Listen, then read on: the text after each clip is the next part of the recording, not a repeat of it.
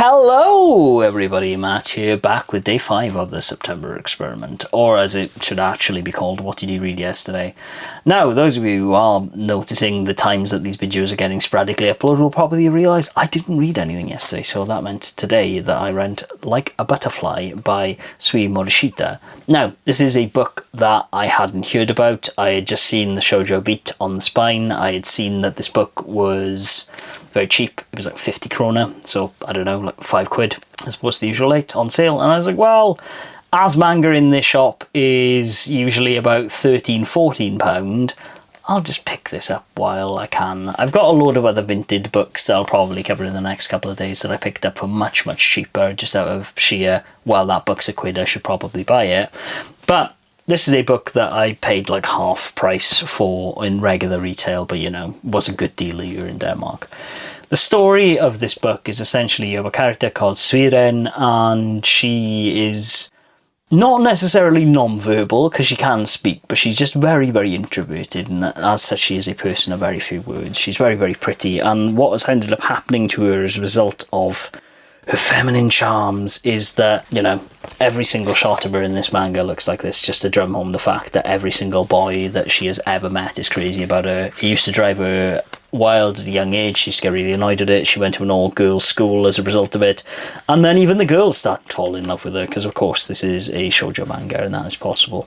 And so, you know, when she's older, she goes to high school and she meets a young guy called Kawasumi who steps in to save her because an older guy is trying to neg her, I guess, and like trying to take her bag and going, come home with me, I'll carry your bag. And then he steps in and beats the crap out of the guy because he's really good at karate. But, you know, generally, this manga can be summarised by some spreads like this, where they catch each other's eye, but they don't quite say anything, because that is mainly what is the contents of this book across 200 pages. And you learn very quickly why that is. It's because Kawasumi himself also has trouble expressing himself with women. Much to the annoyance of someone called Koharu, who tries to win him over in the same way that every single boy in the school is trying to win over suu. And what this eventually leads to is a bit of a rivalry between the two of them. And Aya, suu friend, realises that obviously they like each other, or at least suu probably has an interest in this boy, which is something she's never seen. And that finally comes to head in what is probably the first real character moment of this, where Koharu is bothering him and she grabs him on the other side to be like, well, no, you're not going to take him. He's clearly bothered by this moment and I'm going to step in and save him.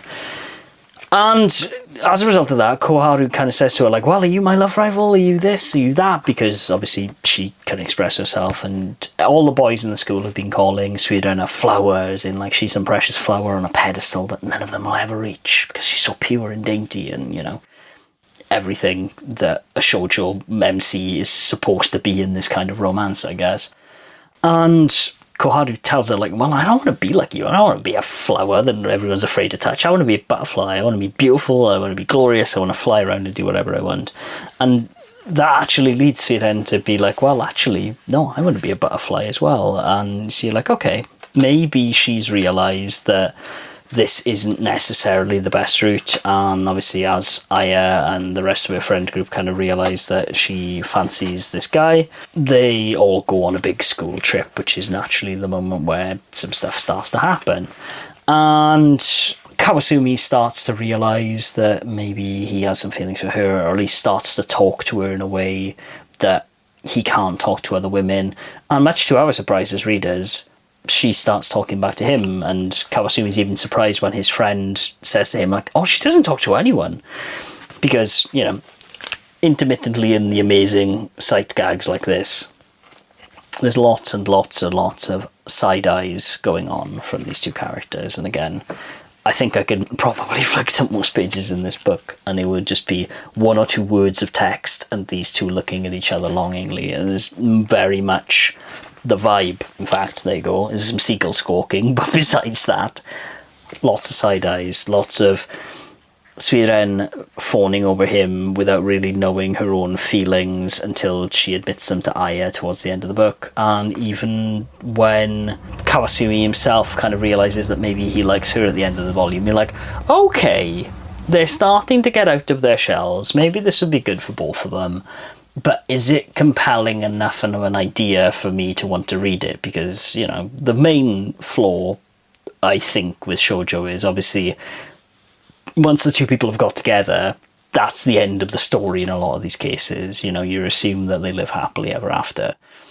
And while Like a Butterfly is pretty decent, like I can genuinely see why people would like this book. Again, people like Tsusude who've been on the podcast who love this kind of lack of communication and lack of, you know, a way to express your feelings and yourself clearly. Like, that's catnip to some people. It's just not for me. It's just not what I go in for.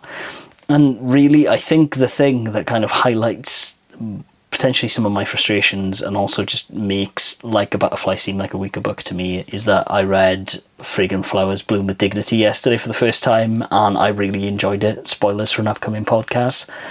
But by comparison, I'm like, okay, if I were to buy a second volume of any of them, it would be Fragrant Flowers, hands down. I cannot help myself. Just something more compelling about that book for me. But I'm not going to talk about that for now, because there'll be a podcast about it.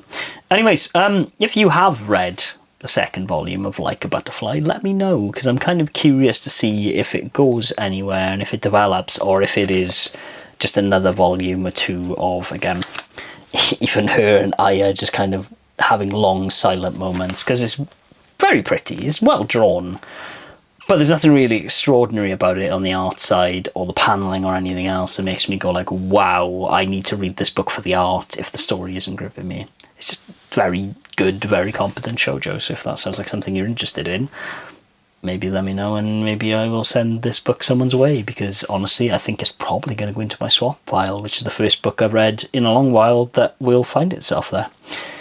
Anyways, thank you all for listening to me babbling about shoujo.